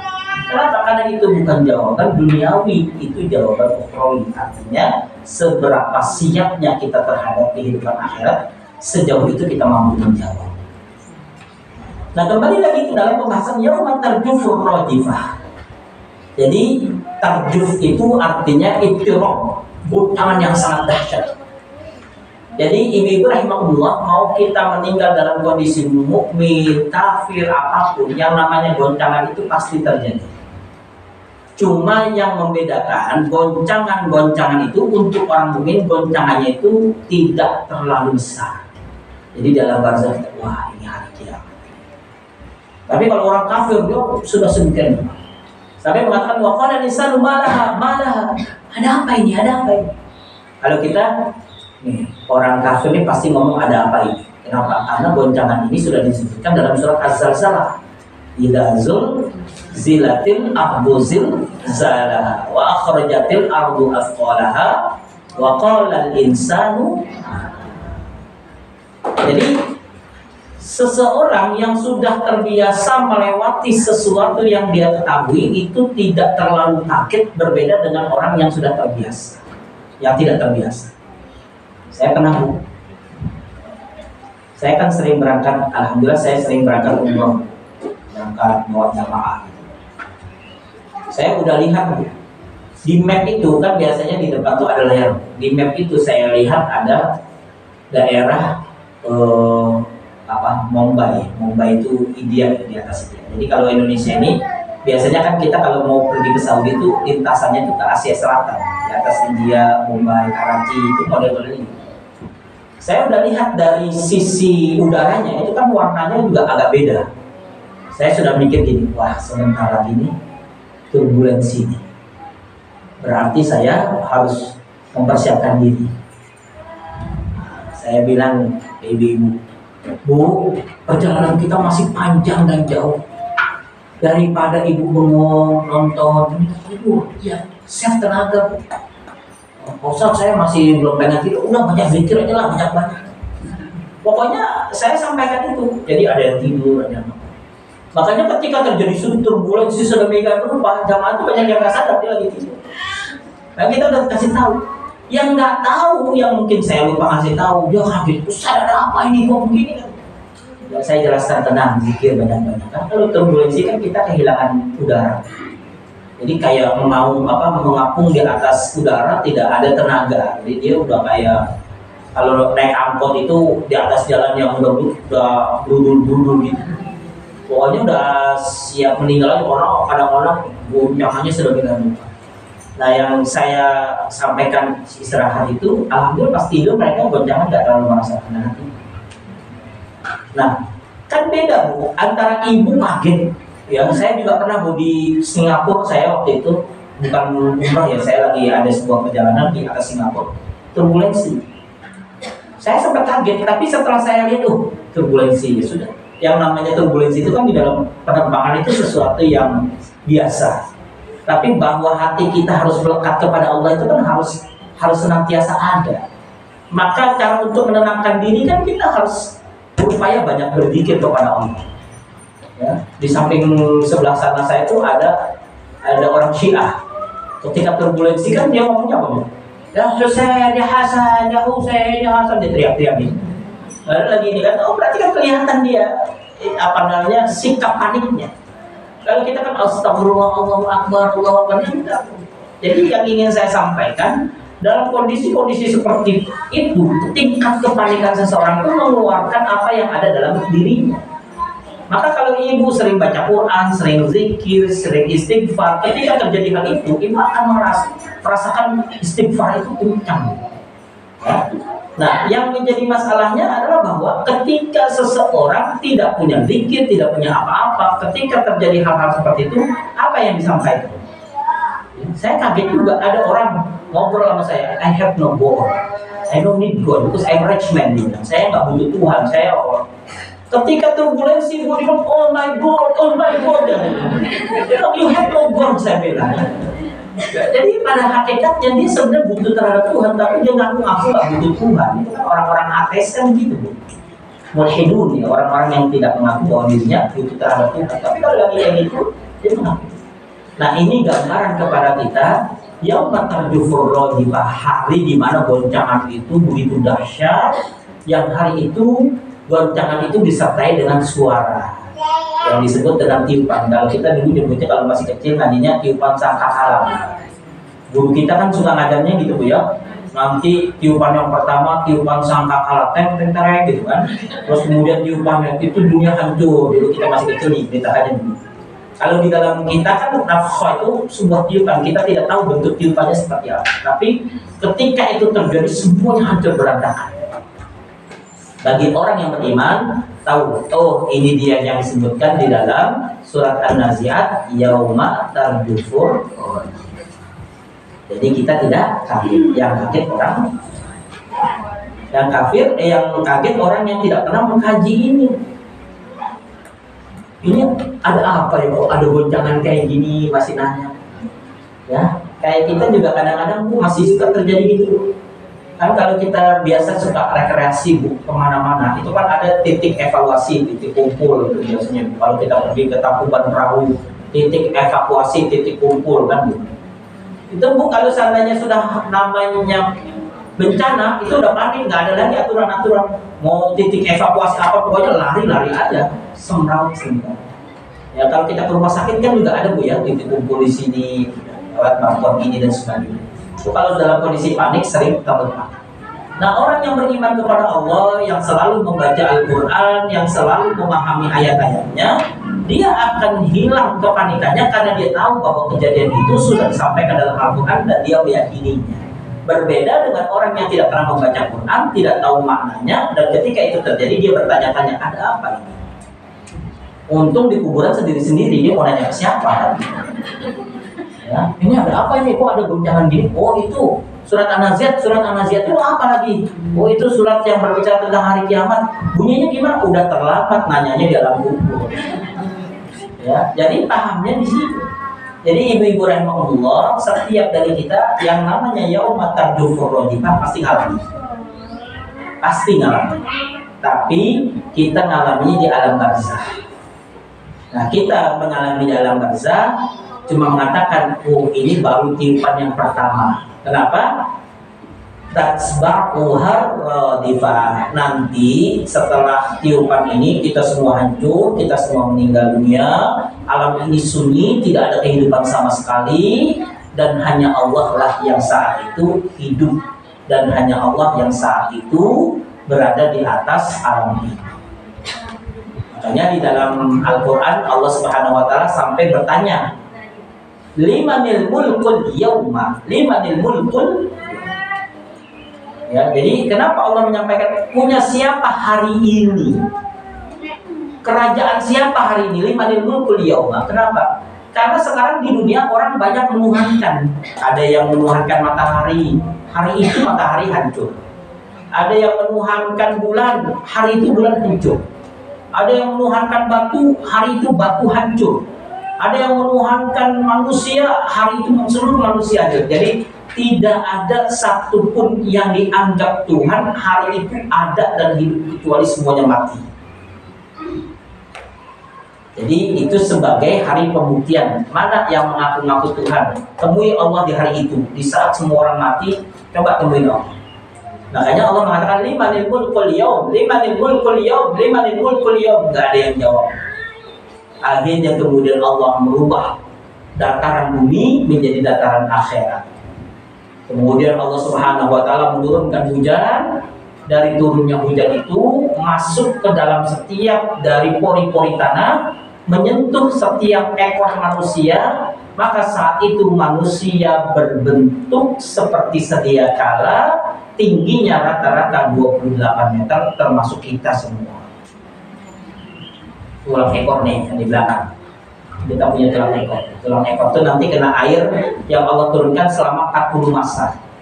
Ya, saya nggak tahu karena ulama berbeda, ada 40 masa itu, ada 40 tahun, 40 masa. Yang jelas itu hari tidak ada satupun di dunia yang hidup kecuali hanya Allah sendiri. Dan Allah turunkan hujan 40 masa.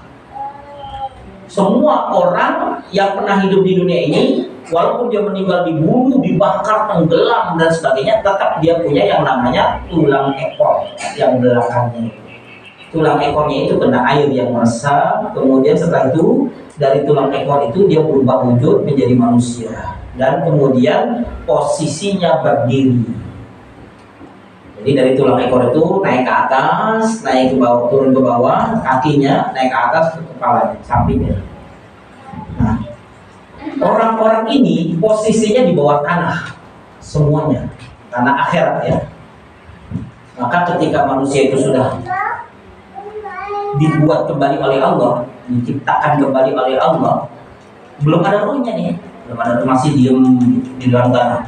Itu semua dari sejak manusia pertama diciptakan sampai hari akhirat nanti, tapi semuanya sudah seperti itu. Dengan diturunkannya hujan selama 40 masa, semuanya menjadi manusia hidup dan diam, dan orian dan dalam kondisi tidak berpakaian. Semuanya dalam kondisi di mana mereka bertanggung jawab terhadap amalannya. Nah, setelah semuanya sudah siap, Allah Subhanahu wa taala bangkitkanlah malaikat sangkakala, malaikat Israfil. Ya, yang niup siapa? Malaikat Israfil kan? Wahai Israfil, bangun, tiupkan kembali. Maka tatba'u harrodifah, tiup lagi oleh malaikat Israfil. Dalam tiupan ini keluar dari sebuah lubang yang sangat besar itu dua warna. Satu warnanya putih, satu warnanya hitam. Putih itu ruh orang-orang yang beriman kepada Allah, hitam itu ruh orang-orang kafir kepada Allah. Dua-duanya kemudian terbang mencari tubuhnya masing-masing. Wah, ini seliburan nih, nyari tubuhnya masing-masing. Orang beriman masuk dia ke dalam tubuhnya, rohnya masuk lagi, masuk lagi, masuk lagi. Di dalam Al-Quran, dalam surat At-Takwir disebut wa idzan nufusu zuwijat. Dan apabila jiwa-jiwa atau roh-roh itu dikembalikan kepada tubuh manusia, maka saat itu yang orang mukmin masuk ke dalam tubuh orang mukmin, yang orang kafir masuk ke dalam tubuh orang kafir. Saat itu terjadi tatba'u harrodifah ketika ditiupkan yang kedua kalinya. Yang pasti ditiupkan kemudian keluar, masuk. Nah, digambarkan manusia keluar seperti larun keluar dari tanah. Kita lihat bu, larun. Kalau lagi musim hujan tuh kadang-kadang larun keluar dari tanah itu banyak. Nah, manusia seperti ini. Ketika dibangkitkan itu, Allah biarkan selama 300 tahun. Sampai dia melihat, lah, kok kenapa mataku buta? Kok kenapa tubuhku seperti binatang? Kok kenapa wajahku gelap gulita? Ada juga kenapa, alhamdulillah wajahnya cerah ceria. Jadi pernah saya sampaikan dulu ya, orang yang bangkit dari kuburnya itu setidaknya ada 6 kondisi kan ya. Ada wajahnya yang sangat ceria, cerahnya itu sampai mau menerangi yang lain. Ada yang cerah hanya untuk dirinya, dia cerah. Ya, seperti dia ada lampunya tapi dia tidak menerangi orang lain. Tapi ada juga yang kemudian mulai ada yang buta, ada yang wajahnya itu wajah binatang, ada yang dia jalannya itu dengan wajahnya kakinya di atas, dan sebagainya. Itu tergantung pada amalnya masing-masing. Dan mereka mulai mempelajari itu 300 tahun dulu. Kalau yang percaya, alhamdulillah ada dari wahana. Dia jalan, dilihat orang melihat kita cerah, kita melihat orang ada yang gelap, kalau macam-macam. Ada yang haku barok wajahnya itu sudah berlumut dengan debu-debu yang sedemikian rupa, itu berarti orang kafir. Ya. Kenapa dibiarkan sampai 300 tahun? Biar yang mukmin itu bersyukur kepada Allah, biar kafir itu menyesali diri. Lima hasyartani a'ma. Ya. Kenapa kau jadikan aku bangkit di dunia ini, di akhirat ini dalam kondisi buta? Ya, padahal aku dulu di dunia bisa melihat. Ya, maka kata Allah, kamu telah melupakan aku, maka hari ini aku lupakan kamu. Ya, jadi ini kejadiannya tatba'uhar radifah, pada tiupan yang kedua. Jadi tiupan yang pertama menghancurkan kita semua dan tidak ada yang hidup, termasuk malaikat tidak ada yang hidup. Tiupan yang kedua, malaikat dibangkitkan, bahkan malaikat kemudian diperintahkan untuk meniupkan dan kemudian menghidupkan semua yang ada. Kemudian ayat yang terakhir adalah terakhir untuk pembahasan kita ya, karena dari ayat 4 sampai ayat 8, yaitu qulubu yauma idzin wajifah. Hati manusia pada waktu itu merasa sangat takut. Ya. Jadi ini menggambarkan kepada kita, ibu-ibu yang dirahmati oleh Allah Subhanahu wa Ta'ala, orang-orang yang di dalam hidup dunia ini bercapek-capek, berletih-letih, berbuat baik, beribadah, nanti mereka termasuk orang-orang yang tidak capek dan tidak letih. Karena Allah menampilkan kesalehannya pada hari ini. Tapi orang-orang yang hari ini di dunia yang tidak mau capek, tidak mau ibadah, tidak mau zikir, tidak mau baca Quran, intinya tidak mau capek, maka pada saat itu mereka menjadi orang yang sangat menyesal dan orang yang paling takut. Digambarkan yauma idzin wajifah. Hari itu wajah mereka menjadi sangat-sangat bertukar. Coba ibu-ibu rahimahullah bayangkan ya, pernah tidak kita melihat ada orang yang menyesalnya itu menyesal sekali? Jadi contohnya dia punya hartanya begitu banyak, tapi tiba-tiba dia ditipu. Ya, harta yang dia banggakan yang sedemikian rupa, tiba-tiba dia ditipu. Ya, harta 10 miliar yang diinvestasikan ternyata dibawa lari. Wajahnya kan nyesel. Itu wajifah, itu ada sebuah kerangka dari penyesalan itu yang sangat banyak. Jadi udah pasti wajahnya sedih, kemudian ada yang mengkerut dan sebagainya, itu namanya wajifah.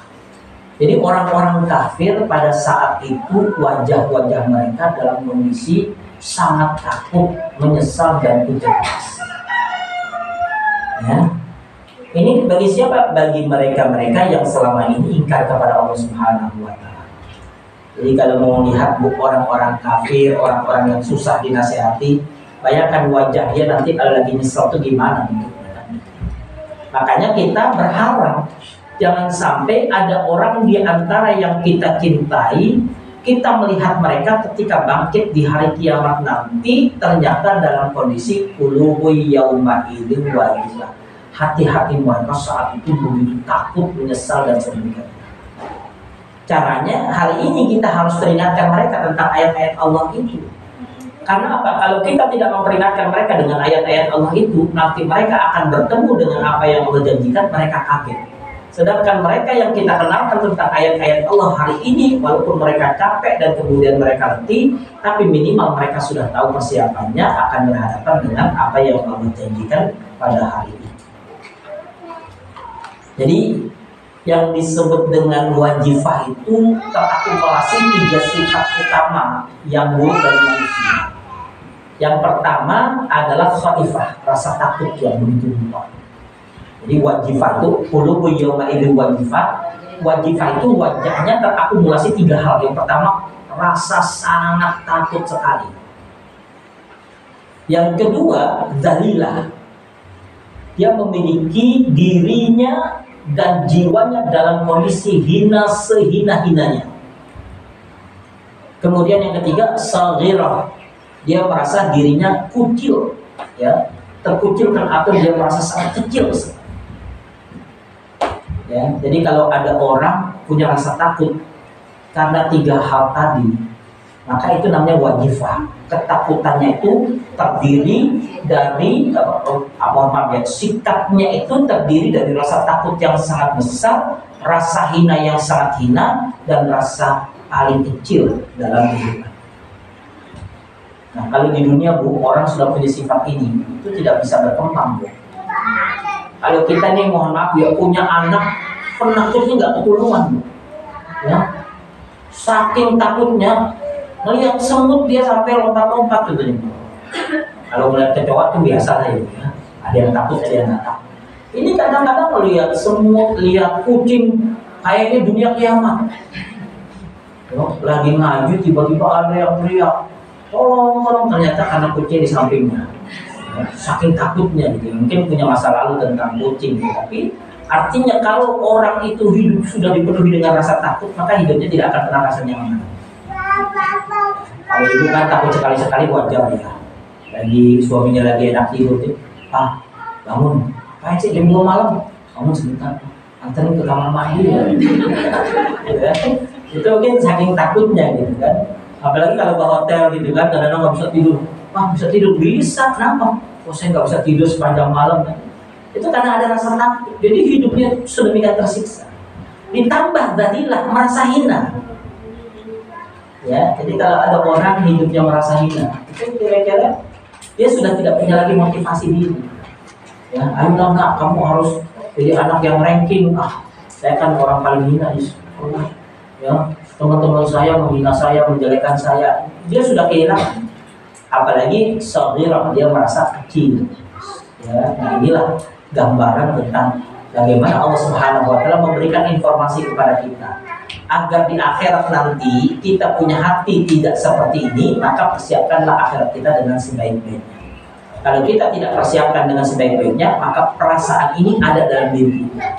Ketika kita bangkit dengan rasa takut, merasa hina, merasa kecil, tidak berdaya, tidak bisa berbuat apa-apa, yang ada hanya penyesalan. Dan penyesalan di akhirat tidak ada artinya sama sekali. Kalau menyesal sekarang di dunia, kita memperbaiki diri kita. Barangkali itu yang bisa saya sampaikan pada kesempatan siang hari ini dalam 4 ayat sampai ayat yang ke-8. Mudah-mudahan dari pemaparan yang singkat ini bisa memberikan motivasi kepada kita untuk bagaimana mengenal akhirat dan mempersiapkannya dengan sebaik-baiknya. Selanjutnya saya kembalikan kepada pembawa acara, kepada beliau Pak Ustaz. Jazakallahu khairan katsiran Ustaz kesungguhnya. Alhamdulillah ya Ibu, telah kita sama-sama simak, kita dengarkan ilmu yang sudah disampaikan dari guru kita. Semoga apa yang disampaikan itu insya Allah akan menjadi ilmu yang bermanfaat dan menjadi bekal kita ya untuk memperbaiki diri dan mempersiapkan diri kita untuk menghadapi hari kiamat nanti. Dan selanjutnya kita masuk ke sesi tanya jawab Ustaz. Mungkin ada ibu-ibu yang mau bertanya. Untuk pertama mungkin 2 dari ibu-ibu, dan mungkin nanti minta tolong Ustaz 2 pertanyaan dari Ustaz. Oh iya. 2 dari ibu, 2 dari Ustaz ya. Yang pertama dari ibu siapa Bu? Masih.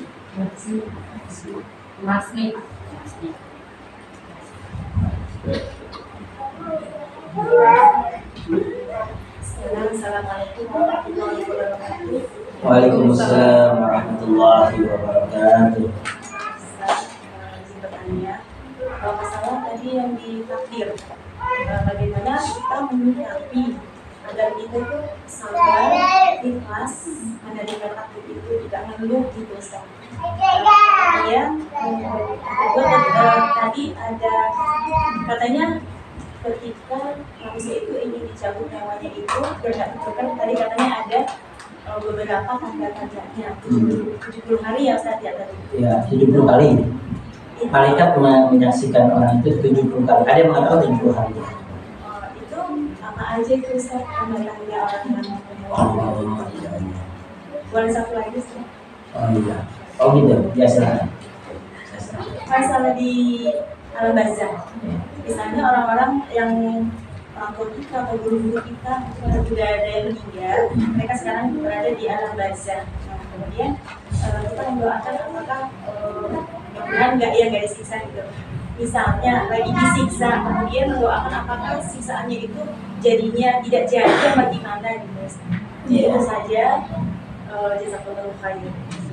Assalamualaikum warahmatullahi wabarakatuh. Waalaikumsalam. Langsung dijawab atau dikumpulkan dulu, Sob? Ya terserah dulu. Langsung dijawab aja kali ya. Langsung jawab. Iya. Satu pertanyaan ini, satu nanya ini. Iya, karena nanya langsung jadi Ustaz. Ya. Nanti saya lupa takutnya. Iya. Ya baik, pertanyaan pertama ini masih ingat. Takdir, bagaimana menyikapi supaya tidak mengeluh? Ya. Jadi gini, al-qadha itu ketentuan Allah yang belum terjadi, takdir ketentuan Allah yang sudah terjadi. Jadi kalau ibu lagi belanja tiba-tiba jatuh, itu berarti sudah takdirnya makanan itu jatuh. Tapi sebelum jatuh itu masih qadha. Nah, cara merubah qadha itu atau cara merubah takdir sebelum terjadi itu kan diantaranya adalah doa. Jadi doa-doa kita itu bisa mengalihkan takdir. Jadi ada doa yang merubah takdir atau ada doa yang kemudian menjadikan takdir berubah. Kalau kita banyak berdoa ya Allah ya Allah ya Allah ya Allah gitu ya, mintanya macam-macam nih. Kemudian Allah sampaikan, aku tidak kabulkan keinginanmu, tapi akan aku rubah ke dalam takdir. Hari ini contohnya jam 7 kita ditakdirkan oleh Allah kesenggol kereta. Contohnya ditakdirkan. Tapi karena doa kita malamnya itu kuat sekali, kata Allah, kita jam 6:30 dia nggak lewat situ, dia lewat sana. Akhirnya Allah selamatkan. Artinya Allah yang merubah takdirnya karena doa. Tapi ada juga yang minta begini, kita niat mau pergi ke luar negeri. Kemudian di tengah jalan kita berharap agar selamat. Ya Allah selamatkanlah hambamu dalam perjalanan ini sehingga hamba bisa pergi ke luar negeri. Di dalam perjalanan takdirnya ternyata dia harus tertabrak bemo, mobilnya harus tertabrak bemo gitu ya. Tapi karena dia berdoa paginya, maka bemo itu tetap nabrak, tapi bukan mobil kita, mobil di belakang kita. Itu karena Allah alihkan takdirnya. Nah itu kalau belum terjadinya. Jadi bagaimana agar kita mendapatkan takdir yang terbaik? Bisa dengan memperbanyak doa kemudian Allah merubah takdir kita, atau kita berdoa untuk itu sehingga Allah mengganti takdir kita yang tadinya harusnya celaka jadi tidak celaka. Nah kalau kita sudah berdoa kemudian kita sudah melakukan apa yang kita lakukan ternyata kejadian juga, maka itu artinya Allah ingin kita ikhlas dalam menghadapi kejadian ini. Jadi jangan sampai dinyesali. Ya Allah, padahal semalam saya udah tahajud, tadi pagi sebelum berangkat saya udah berdoa, masih tabrakan juga. Ya. Kan artinya takdirnya memang benar. Kemarin kan kasus yang kecelakaan di Cipularang itu kan ada seseorang gitu kan, dia itu kan harusnya berangkat jam 12, tapi dilalahnya kenapa pesawatnya di-delay 1 jam sehingga dia jadi sampai. Itu kan berarti ada doa dia yang dikabulkan oleh Allah. Jadi berubah, sampai penerbangan berubah, jadwal berubah, yang tadinya dia nggak boleh masuk imigrasi akhirnya diperbolehkan karena kecelakaan itu. Itu kan artinya ada takdir Allah yang bermain untuk dirinya. Itu artinya bisa tercapai. Nah ini kalau yang tidak tercapai tadi, berarti kan Allah menginginkan keikhlasan kita. Allah menguji kesabaran kita. Allah ingin mengetahui ketawakalan kita. Maka kalau ada sesuatu yang terjadi di luar daripada keinginan kita dan takdirnya tidak sesuai dengan harapan kita, maka kita harus pakai senjata-senjata itu tadi agar kita tidak menjadi orang yang kecewa. Harus ikhlas, sabar, tawakal, sehingga kita bisa mengapologis diri kita untuk tidak lagi mengeluh. Ya, ini kan sudah, ini apa yang terjadi pasti Allah sudah memilihkan yang terbaik. Saya ikhlas menerimanya. Walaupun dengan kejadian ini saya harus memiliki kerugian tiket sampai 20 juta, tapi saya sabar menghadapinya. Dan saya setelah ini akan berusaha bagaimana untuk bisa menggantikannya dengan usaha yang maksimal dan hasilnya saya serahkan kepada Allah. Nah, itulah kemudian orang-orang yang sukses menghadapi takdirnya. Tapi dia akan gagal kalau tidak punya, tidak ikhlas, tidak sabaran, tidak tawakal. maka dia menghilangkan kesempatan yang Allah berikan kepada dirinya untuk menjadi orang-orang yang naik pangkat di sisi Allah, naik derajat di sisi Allah. Jadi kalau ada takdir yang buruk kita hadapi dengan penuh kebaikan seperti tadi, kita naik pangkat, naik kelas. Oh, ini hambaku sudah teruji, dia menjadi muttaqin, dia menjadi muhsinin dan sebagainya. Ya, jadi ingatlah setiap dari kesulitan yang kita hadapi, dari apa yang kita tidak inginkan tapi itu terjadi, di balik itu ada ujian naik pangkat atau naik derajat kita di sisi Allah Subhanahu wa taala. Maka manfaatkan itu dengan sebaik-baiknya, jangan sampai diisi dengan menyesal, apalagi mengeluh, apalagi menggugat Allah tidak adil, Allah tidak tahu dan sebagainya. Karena itu akan menghancurkan kesempatan untuk mengangkat derajat kita. Itu yang takdir berubah. Yang kedua tentang apa, Bu? Ketika malaikat mencabut kan mendatangi 70 kali. Ya. Nah, itu tanda-tandanya seperti apa? Ya, kalau malaikat mendatangi dan melihat kita itu adalah tugas malaikat. Ya. Jadi kita tidak tahu bagaimana malaikat itu mendatangi kita. Tapi yang jelas memang kalau kita ingin meninggal dunia itu tergantung pada kebersihan hati. Kalau hati seseorang itu bersih, setidaknya dia sudah dapat firasat bahwa tidak lama lagi dia akan dipanggil oleh Allah, bahwa dia diberikan kesempatan oleh Allah untuk berbuat kebaikan, meningkatkan sesuatu yang sebelumnya sudah meningkat, atau melakukan sesuatu yang selama ini dia tidak sempat. Itu Allah kasih kesempatan untuk calon-calon orang yang husnul khotimah. Ya, jadi contohnya bangun sakit yang biasanya dia tidak pernah silaturahim, dia diberikan kesempatan bisa silaturahim. Ya, yang biasanya dia sulit untuk melakukan aktivitas sedekah, dia diberikan kemudahan sedekah. Itu artinya Allah sudah memberikan tanda-tanda dan dia merasakannya, sedangkan dia tidak bisa mengungkapkannya karena dia mau mengungkapkan juga khawatir. Ya, kalau dia bilang ke istrinya, Bu, kayaknya nggak lama lagi saya jangan ngomong gitu, Pak, kan gitu kan, urusan jadi repot gitu. Jadi biasanya dia menahan diri, tapi biasanya dia ngasih kayak isyarat-isyarat. Nanti anak-anak jangan lupa itu dinasihati sholatnya jangan sampai telat. Bapak kok kayak ngasih nasihat kayak orang tahu aja, enggak, ini jaga-jaga. Biasanya ada rasa itu. Ya, di samping itu juga memang ada tentunya sinyal-sinyal dari tubuh, ya, kepala pusing dan sebagainya itu ada, tapi itu tidak dijadikan sebagai takaran secara umum. Ya. Jadi kalau Nabi kan ya sempat merasakan pusing yang sangat berat yang tidak pernah dirasakan sebelumnya. Ya, maka Nabi sudah merasakan bahwa hal itu terjadi. Nah, kalau Rasulullah kan sebelum wafatnya ada beberapa ayat yang turun, contohnya surat An-Nasr. Idza jaa nasrullahi wal fath. Sahabat saat itu banyak yang senang karena sempurna agama Allah. Tapi ternyata kemudian Abu Bakar, Umar nangis.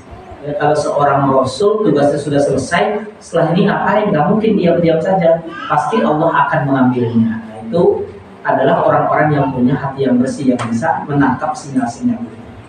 Ya, kalau kita tentunya mohon maaf ibu-ibu rahimahumullah melihat ada orang yang secara fisik dia lumayan sehat, pikiran sehat, tapi sudah sedikit ngelantur, itu juga salah satu cirinya.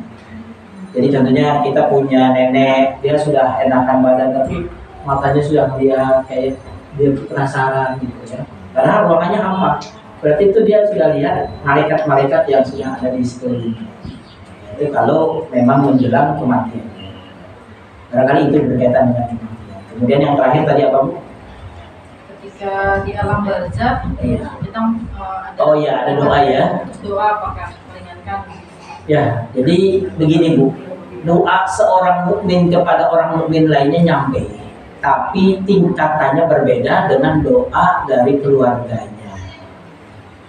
Kalau yang sudah otomatis tuh, Bu, ya, kalau orang punya amal jariyah atau orang punya ilmu yang bermanfaat atau punya anak yang soleh, itu tingkat daripada keterimaan dari doa-doanya kencang, karena itu hadisnya jelas. Ya, jadi ibu nih murid dari guru pengajian, ibu doakan ilmu yang bermanfaat itu menjadikan kebaikan untuknya. Kalau dia beramal jariah, dia mungkin dulu nyumbang sound system apa terus dipakai terus untuk ibadah, itu nyampe ke orang-orang seperti itu atau anak yang soleh. Nah, bagaimana kemudian dengan orang yang umum? Orang yang umum juga akan merasakan, tapi tidak sekuat dan sekencang anak, murid, atau orang yang menikmati sedekahnya. Jadi tetap sama.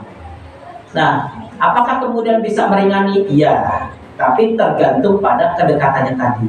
Jadi kalau yang mendoakan anak, orang tuanya lagi diadab di alam kubur, ya, maka kemudian diringankan sampai orang tua, alhamdulillah ini doa dari anakku sehingga adab ini terasa lebih ringan dari biasanya. Itu ada, ya. Jadi artinya itu tetap sampai, insya Allah. Cuma dalam hal ini tidak bisa menghilangkan karena proses adab di alam barzah itu adalah proses pengurangan azab di alam akhirat nanti. Ya, dulu kan saya pernah menyampaikan dalam bentuk angka, Bu, ya. Kalau dia hidup sabar terus dikurangi, nanti di alam barzah dikurangi, nanti kemudian dia di padang mahsyar dikurangi, lalu terus kemudian sampai di akhirat sisa dari amal buruknya yang akan dibalas oleh Allah Subhanahu wa taala dengan kehidupan. Terima kasih. Ada lagi yang mau bertanya? Siapa mau bertanya? Tanya. Ada yang bertanya, Bu? Boleh tunjuk tangan? Itu mau tunjuk tangan? Jadi coba peregangan itu ya. Itu ada yang boleh. Oh ya. Siapa, Bu? Bu Sariyah.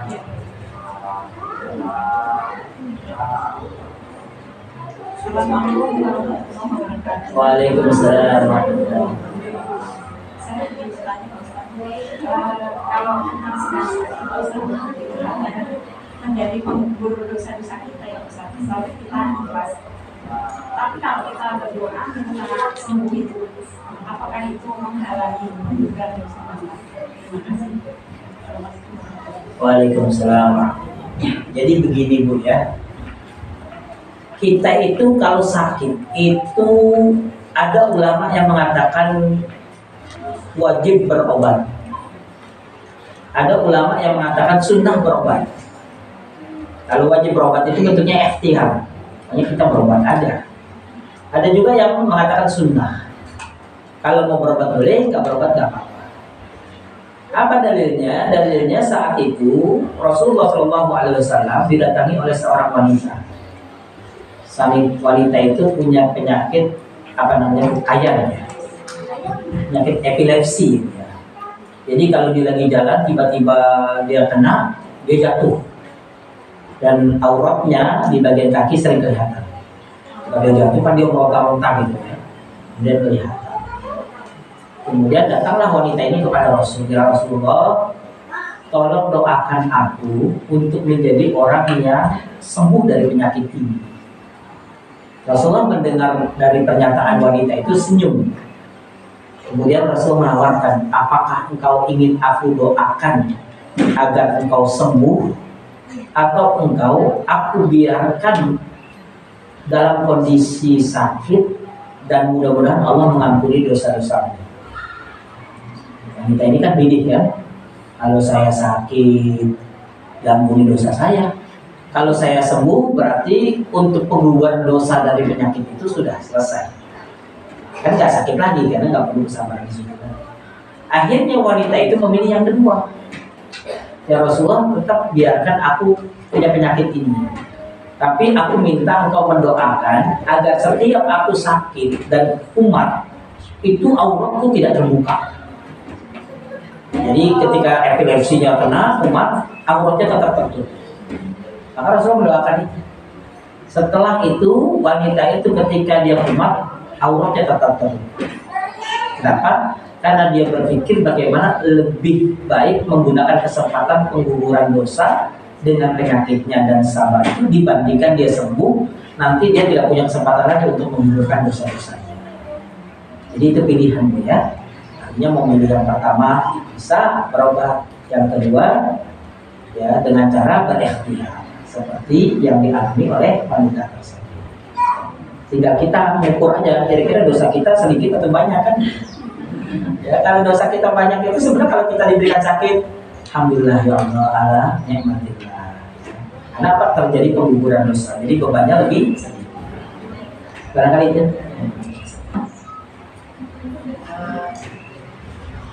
yang bertanya. Kalau nggak ada yang bertanya, sekarang Ustadz yang bertanya. Saya yang bertanya, nanti yang jawab siapa? Oh, Ibu. Ya. Ya, baik. Di dalam surat An-Nazi'at ada kalimat wajifah. Wajifah ini terdiri dari 3 hal yang ada di dalam diri manusia. Silahkan sebutkan. Yang silakan. Yang pertama wajah yang